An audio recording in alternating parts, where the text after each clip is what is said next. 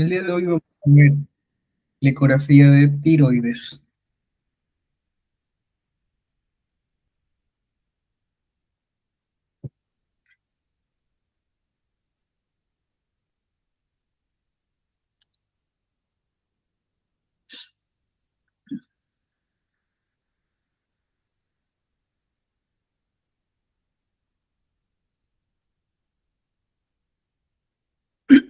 Bueno, la ecografía de tiroides es una ecografía de igual forma superficial, que se llama un transductor lineal. Un pequeño recuento, que va a estar localizada en la porción anterior inferior del cuello, un espacio limitado por los músculos del cuello, tráquea, el esófago, las arterias carótidas y las venas yugulares. Recordemos que es una glándula, ¿sí? Es una parte del sistema endocrino, va a estar dado por la parte hormonal. Y como teníamos la posición anatómica, está por delante de la tráquea, a sus costados, a sus laterales, tenemos las arterias carótidas y también las venas yugulares. Ecográficamente vamos a tener un corte transversal, como lo que vemos aquí, donde ya podemos ir diferenciando algunas estructuras, como vendríamos a hablar del istmo, el lóbulo derecho, músculos del cuello, tejido supracutáneo, piel, parte de la tráquea y los vasos. Tendremos que hablar de las yugulares y las carótidas.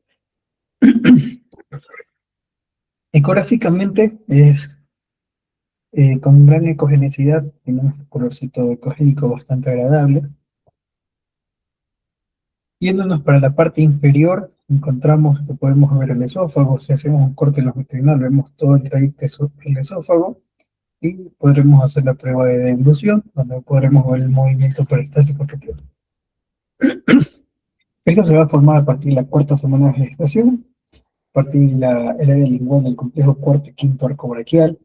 Vamos a encontrar que deja un tallo que lo une al suelo faríngeo, el conducto tiroidoso se fragmenta y se disuelve el segundo mes, y la parte del extremo caudal suele persistir. La actividad endocrina comienza en el 12ª semana de gestación. Son las encargadas de producir la hormona tiroxina, la T4, y la tiroidotironina, de la T3. Nos ayuda al crecimiento somático, a la diferenciación y maduración del sistema nervioso central, regula el consumo de oxígeno y también el metabolismo de los lípidos, proteínas e hidratos de carbono. Está conformada por lóbulos localizados a ambos lados de la tráquea, conectados a través de la línea media por el istmo. Es delgada y se localiza sobre la pared anterior de la tráquea. Anatómicamente vamos a ver las capas musculares, ¿sí? El esternocleidomastoideo.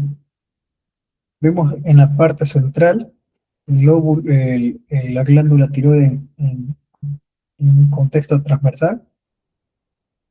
Vemos lóbulo derecho, lóbulo izquierdo, la carótida común, las venas yugulares internas, ¿no? Músculos. Como les decía, utilizamos el transductor lineal, ya que es una superficial, una ecografía superficial, donde encontramos que tenemos el transductor entre 7.5 y 14 MHz. El movimiento va a ser muy ligero, va a ser bastante delicado, para poder encontrar las alteraciones que si llegasen a existir en la estructura de la glándula. Tenemos que el paciente va a estar en decúbito dorsal con el cuello en hiperextensión. Podemos ayudarle a ponerle una almohadilla en la región del cuello, en la nuca, para que pueda extender con mayor comodidad. Hay que quitar cadenas para evitar que nos interrumpa el momento de la, de la manipulación y el desplazamiento.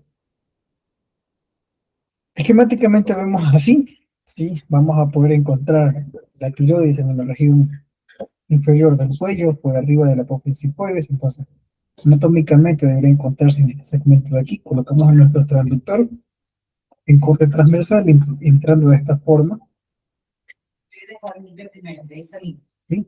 Con la muesca hacia el lado derecho del paciente, En este caso ya tiene la armadilla y tenemos el paciente en hiperextensión. ¿Qué vamos a ver en esa primera imagen? Encontramos este contexto, ¿sí? Vemos tráquea, esófago, arterias, vemos lóbulo derecho, el, el istmo que une los lóbulos, que está por la parte de cara anterior de la que es la parte de la tráquea, vemos la parte muscular, tejido celular espontáneo y la piel. Posteriormente vamos a hacer un corte y nos vamos a concentrar en cada lóbulo, tanto el lóbulo derecho como el lóbulo izquierdo. Quiero que se fijen en estos colores. Entonces vamos a ir de superior a inferior, de cefálico a caudal, donde vamos a hacer un desplazamiento, ¿no? Vamos a ir encontrando el inicio de la parte del lóbulo derecho de la tráquea, de la tiroides. Vamos a ir viendo cómo va descendiendo, cómo se va engrosando, ¿sí? Hasta el final. Entonces es un desplazamiento de superior a inferior. ¿Cómo hago los cortes? Entonces el corte transversal, hago el corte antero-posterior y el corte transversal. Se dan cuenta que vamos de borde a borde.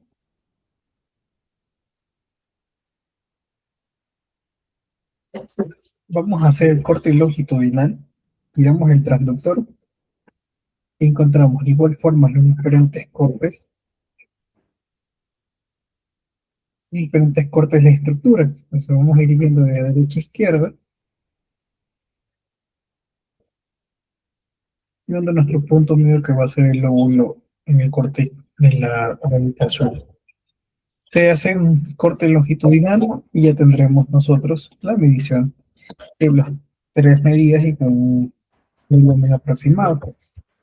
Hago el barrido hacia la parte central para ver el corte transversal del istmo. ¿Cuáles son las dimensiones? ¿Sí? Tenemos un corte longitudinal que va a medir de 4 a 6 centímetros, un corte anteroposterior de 1,3 a 1,8 centímetros y el istmo que va a medir de 0,4 a 0,60 milímetros o centímetros, ¿verdad? ¿Para qué nos ayuda el volumen? Va a ser para decidir una cirugía, para ver el cálculo del IO 231 y también igual la respuesta del tratamiento.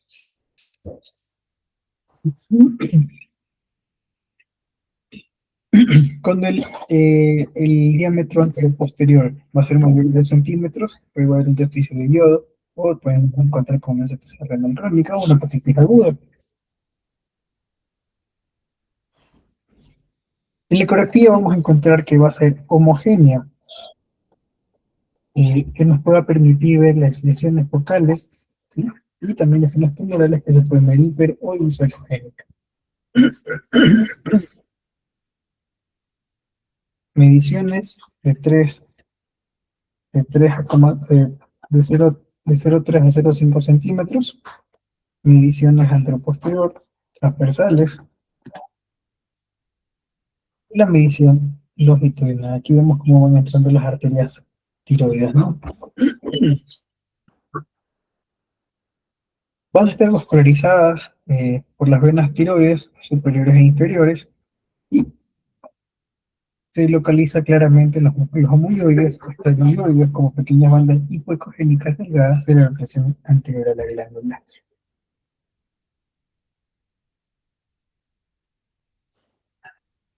La irrigación va a estar dada, por, como les comentaba, por las arterias y venas tiroides superiores e inferiores. Las arterias tiroides son ramas en la carótida externa y las arterias interiores superiores son ramas en la subclavia. Aquí nosotros podemos diferenciar y poder observar las ramificaciones de las mismas. ¿Sí? La arteria inferior, arteria tiroide inferior, y también vemos la arteria tiroide superior, ¿no? Salen de de la ramificación de la arteria subclavia y la arteria carótida externa. O cómo van entrando hacia el parénquima tiroideo. Se observa tiroides, ¿sí? Vemos algo de céfalo, vasos, parte muscular, músculo, el esternocleidomastoide, músculo, el esternocleidomastoide, tráquea, y podemos diferenciar los lóbulos. Lóbulos, istmo, lóbulo.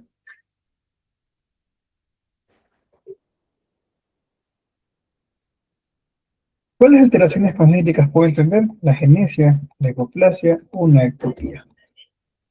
¿Qué caso vemos tiroides? Pues no, no se encuentra tiroides, entonces estamos en cuenta de una genesia.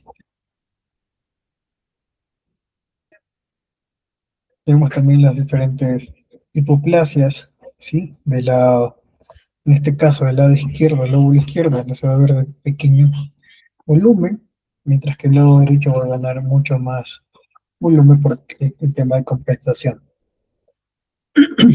Cuando existe una patología tiroidea, vamos a tener cambios difusos y cambios circunscritos, como no son los nódulos tiroides.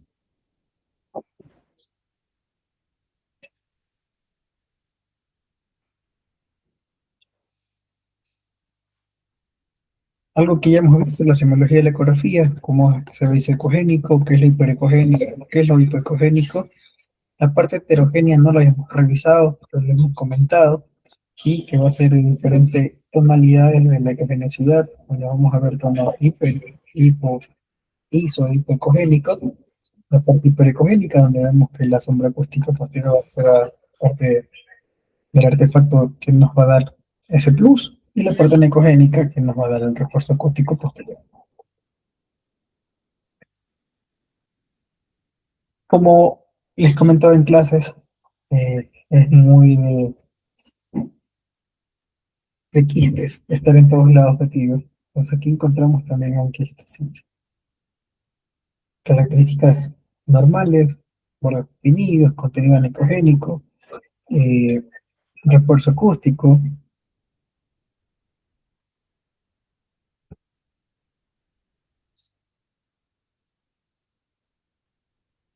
Dentro de los nódulos tiroides, hay que tener claro que el hiperplásico benigno va a ser mayor del 80%, los adenomas van a encontrar en el 10%, y los carcinomas van a estar entre un 5 al 10%, en los cuales vamos a encontrar el carcinoma papilar del 70-80%, el carcinoma folicular puro del 10 al 15%, el carcinoma medular del 5 a 10%, y el anaplásico va a ser muy infrecuente.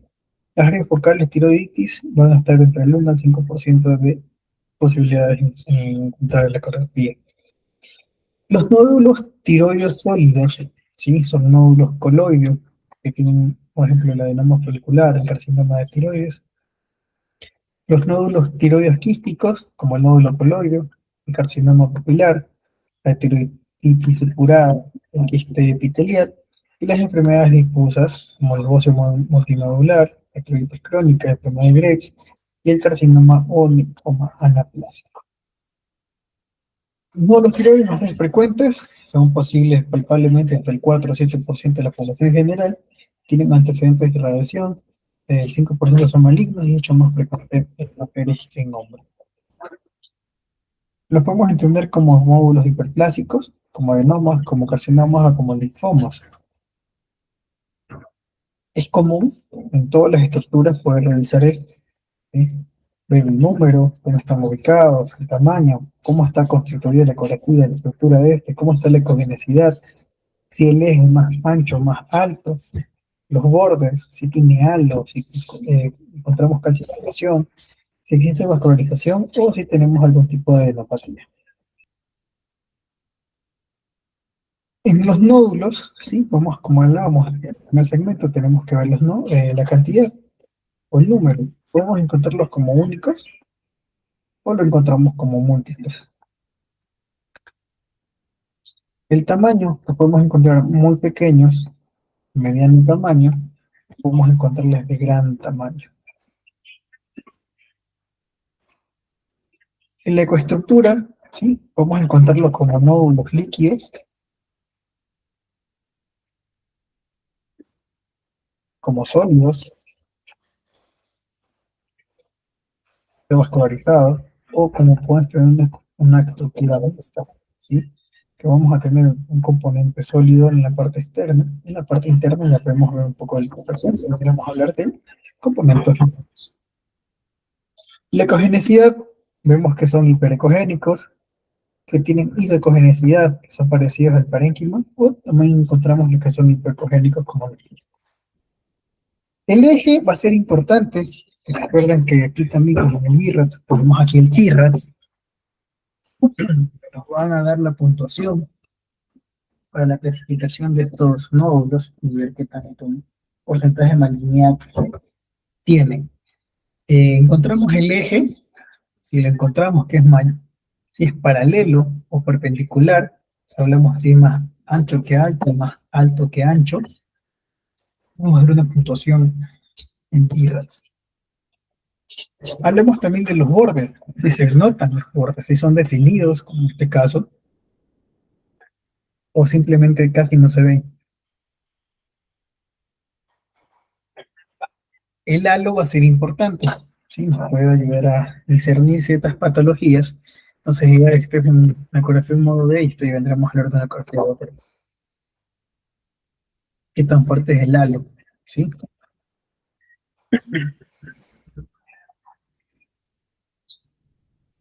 Y también hablamos de la vascularización, si es perinodal, si es intranodal. Las genopatías que van a venir acompañados en procesos inflamatorios, ¿sí? Como la genopatía metastásica, donde vemos aquí un nódulo linfático inflamado, vemos el hilio y vemos la corteza. En el momento que se utiliza Doppler, vamos a ver que va a haber una supervascularización, entonces hablamos de un nódulo inflamado. Microcalcificaciones, hablamos de la ecogenicidad, pueden ser menores de 1 milímetro, son signos específicos de malignidad. También podemos encontrar que el nódulo coloideo hiperplásico tiene reverberancias, que puede dar a este tipo de ilusión dentro del quiste. Vemos tráquea y el nódulo, no, dentro del nódulo vemos microcalcificaciones, pero aparte de las calcificaciones vemos el tamaño gigante, grandote. Vemos que es heterogénea, tiene líquido libre, ya tiene el líquido aquí, tenemos liquefacción dentro del mismo. Los bordes son ligeramente definidos, tenemos muchas calcificaciones alrededor, y podemos ver las clasificaciones también como la cáscara de huevo, que ya vemos una capa hiperecogénica en la parte superior, con interrupciones como el carcinoma papilar, y las que son frecuentemente en el nódulo hiperplásico benigno. ¿Cuáles son los factores de riesgo para tener este tipo de enfermedades?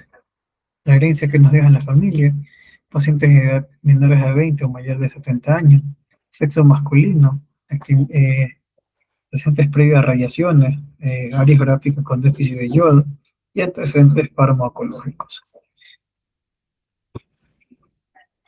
Los nódulos hiperplásicos son una frecuencia del 5%, causadas por el déficit de yodo, fármacos hereditarios. Se da mayormente en mujeres de 35 a 50 años. Vamos a encontrar como antecedentes patológicos como hiperplasias axilares, micro-macronódulos y frecuente degeneración liposuctiva. Función tiroidea variable. La parte ecográfica la podemos encontrar como iso o hiperecoicos, como sólidos o mixtos, con un halo hipoecoico o con vascularizaciones. De nuevo, son lesiones que uno al momento de verlos ya los ve raros. Es que hay algo que no nos cuadra, algo que ya realmente llama la atención. Los nódulos hematosos, ¿sí? Tienen nódulo vítreo, como vemos aquí, isocogénico y un halo periférico. Y los múltiples nódulos hipericogénicos que vemos en el sector de acá. ¿Cuál es nuestro reto? Diferenciar el nódulo benigno del nódulo maligno. El 80% de los nódulos palpables son hiperplasias glandulares hematosas y el cáncer va a ser difícil de detectar, ¿no? O sea, va a ser muy raro, a que el 1% de los tumores van a ser malignos. Pero ojo, eso no limita que no podamos encontrar más. En cortes que he dado clases, hemos encontrado más que nada en la ciudad de Quito, cuando hacemos las prácticas, nódulos con tierra 5 4 5. Entonces sí, eran estudiantes mismos que tenían, o sea, nunca se han realizado una ecografía, se han hecho un chequeo médico. Y sí, era sorprendente, incómodo diagnosticarlo en ese momento. El adenoma, nódulo hiperplásico, coloide adenomatoso, representa el 5 al 10% de los enfermedades nódulos tiroides, 7 veces más frecuente en mujeres que en varones, son solitarias y se desarrollan como un proceso multinodular. En muchos casos producen función y tirotoxicosis. En la ecografía la encontramos como una masa sólida con degeneración quística hemorrágica. Puede ser iso-ecogénica, el parénquima tiroideo. Raramente va a ser hiper o hipocogénico y tiene un halo periférico hipocogénico delgado y liso. La vascularización va a ser centrípeta, va a darnos el signo de la rueda del carro y va a ser hiperfuncionante. Muestra vascularización interna y externa. Entonces en este caso va a verse así.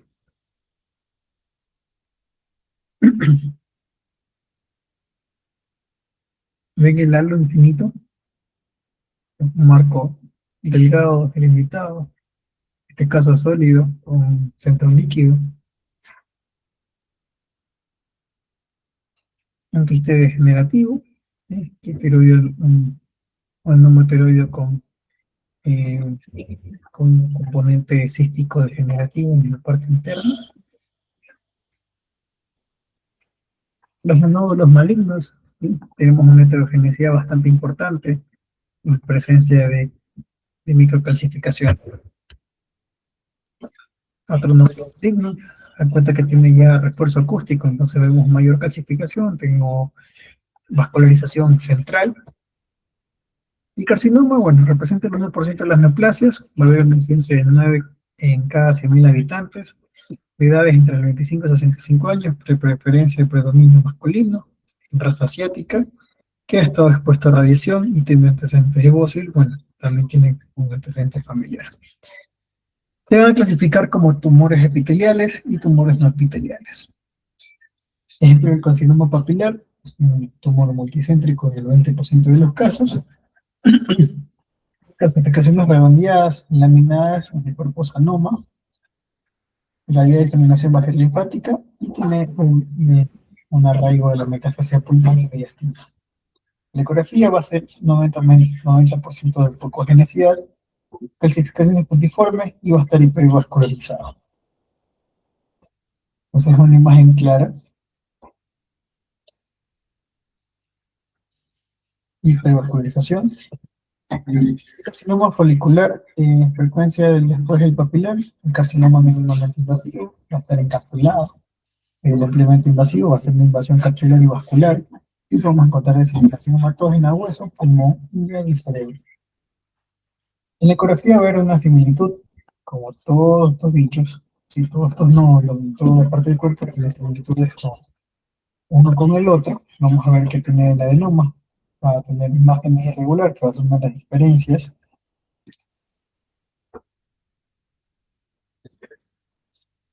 Y vemos los márgenes que van a tener los bordes irregulares, ¿no? Entonces, es uno de los marcadores donde podemos ir dándonos puntuación. El carcinoma medular dispone solamente del 5% de todas las neoplasias malignas de esa parte tiroides, es multicéntrica, tiene componentes esenciales del NEM2 y puede existir como metástasis ganglionares. Son una similitud como el carcinoma papilar y son hiperecogénicos pontiformes. Entonces aquí ya vemos mayor calcificación dentro de la imagen, como concentrados en la parte central, hipervascularizados. El carcinoma anaplásico es un tumor epitelial de muy mal pronóstico, tiene una mortalidad mayor del 95% en 5 años. Existe una rápida agresión en las estructuras vecinas y diseminación vascular. En este caso vamos a encontrarlo de gran tamaño, hipoecogénica y que va a haber invasión estructural adyacente. Ahí podemos lograrlo ver, ¿sí?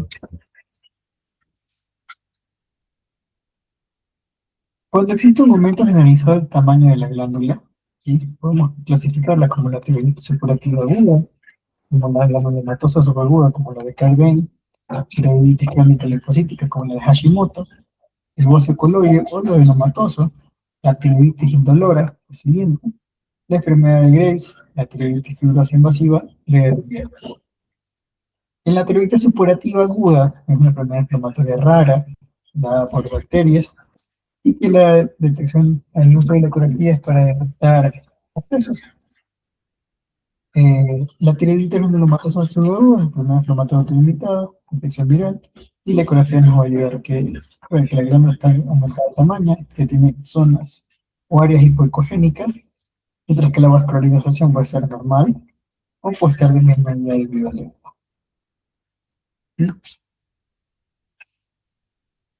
Sí.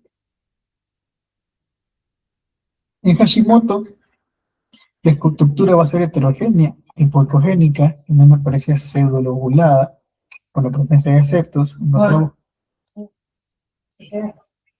Tiene micronódulos hipoecogénicos de 1 a 6 milímetros, puede coexistir con nódulos benignos o malignos, y posiblemente va a estar hipervascularizado. Va a ser el estadio final, vamos a encontrar una atrofia del nódulo. Entonces podríamos haber algo así, donde vemos totalmente de gran tamaño, tanto el istmo como los lóbulos. Vemos ya cambia la hipogenicidad, recuerden que era más ecogénica, se volvió más hipoecogénica, y vemos características nodulares. La tiroides indolora la encontramos como también características como la tiroides crónica, tenemos hipoecogenicidad, negonodulación y fibrosis, y el hipertiroidismo con progresión de hipotiroidismo.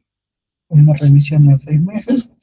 El bosque adenomatoso, encontramos típicos también a la tiroides crónica, es poco frecuente ya que podemos verlo como múltiples nódulos separados entre sí y aumento glandular en la morfología redondeada de los conos. Aquí podemos ver el lóbulo, corte longitudinal. La enfermedad de Graves, un crecimiento difuso de la glándula tiroides, en una estructura heterogénea con parénquima iso y hipocolegénico. El Doppler podemos llamar el infierno tiroides, donde vamos a ver la hipervascularización de la misma. La enfermedad de Riedel es una tiroiditis muy frecuente, progresa la distribución glandular completa, tensión tiroides, tiene la glándula difusamente aumentada por parénquima heterogénea y el perfil va a ser similar al carcinoma anaplásico de tiroides. Entonces recuerden esto. El infierno tiroideo, sí, vamos a utilizar el Doppler y va a haber mucha vascularización. Vemos los pequeños nódulos hiperecogénicos. Si recuerdan la primera imagen que vimos, pues aquí va a estar parecido. En las enfermedades tiroides difusas, ¿sí? Tenemos el aumento del tamaño sin nódulos palpables, como Hashimoto, la tiroides granulomatosa subaguda y vosiculoide, y la enfermedad de Graves. Exactamente, la ecografía aquí en este caso no es tan indicada, solamente cuando existe siempre. Vemos el corte longitudinal, mostrando un área hipocogénica definida, toda la parte aquí, la tiroides subaguda. Enfermedad tiroidea difusa, entonces vemos una enfermedad de Graves, donde vemos aumentado el tamaño del lóbulo derecho, tanto el derecho como el izquierdo. La enfermedad tiroidea difusa se ve de gran tamaño. Esto vendrá a ser la parte del tiroiditis Hashimoto, aumentado el tamaño, como lo ven aquí. Esto vendrá a ser el infierno tiroideo. Que existe una hipervascularización del mismo por la misma enfermedad. El bocio lo podemos encontrar como hiperecogénico o isocogénico, en este caso es mocio nodular. Vemos los nódulos de diferentes ecoestructuras. Ya hablaremos de cuándo está recomendado utilizar el PAF.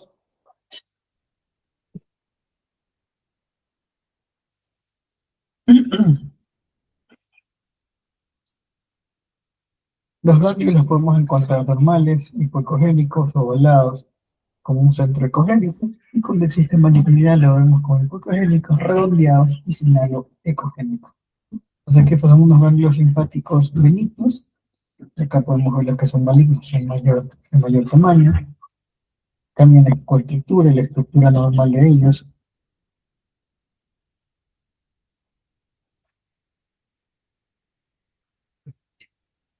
Y podemos ver la clasificación TIRADS. La clasificación TIRADS me va a dar a hablar sobre la composición, la ecogenicidad, de cómo están los bordes en la disposición de la imagen, si es más ancha que alta, más alta que ancho. Vemos los márgenes y también vemos cómo está, si tiene ecogenicidad interna, ¿no? Yo les recomiendo utilizar esta calculadora, digamos, TIRADS Calculator, donde nosotros al momento de ver la imagen, ¿sí? Vamos a tener en el teléfono o en la computadora y seleccionando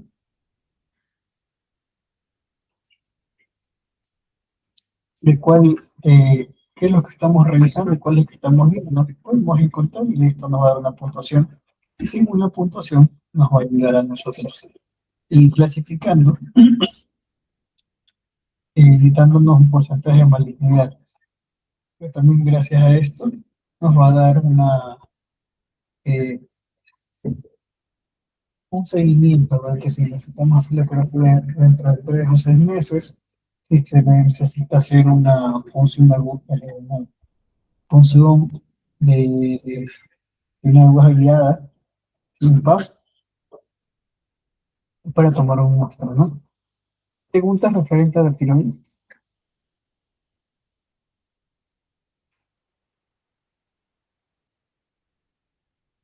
TIRADS 1, glándula tiroidea normal. TIRADS 2, condición benigna. TIRADS 3, probablemente benigno. Y TIRADS 4, vamos a clasificarlos como nódulos sospechosos. Vamos a clasificarlos también como TIRADS 4A y TIRADS 4B. El TIRADS 5 ya totalmente probablemente maligno. Y el TIRADS 6, cuando ya se realiza la biopsia, vamos a encontrar que ya está totalmente diagnosticada por patología, nos va a indicar que ya tenemos un nódulo maligno. ¿Preguntas? ¿Dudas? ¿No? Perfecto. Entonces, por el día de hoy tenemos esta clase corta. El día de mañana vamos a organizar.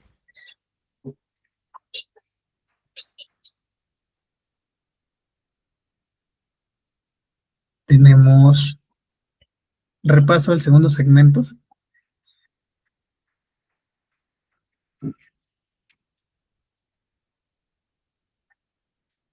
donde vamos a ver un pequeño resumen de todo lo que hemos visto, ¿no? Testículos, mamas, tiroides.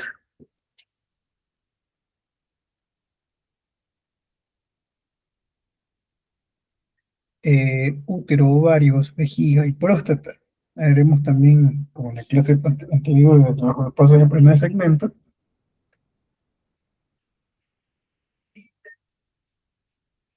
este, vamos a ver imágenes y vamos a hacer un poco más participativa en la clase. Y bueno, conseguir alguna duda, alguna cosa, algún tema que quisieran ver adicional antes de ir pasando en los otros temas. Igual, me pueden mandar un mensajito en el grupo que tenemos y estaré pendiente de esto. Entonces sería conmigo hasta el día de mañana. Muchas gracias. Listo, doctor, gracias. Buenas noches.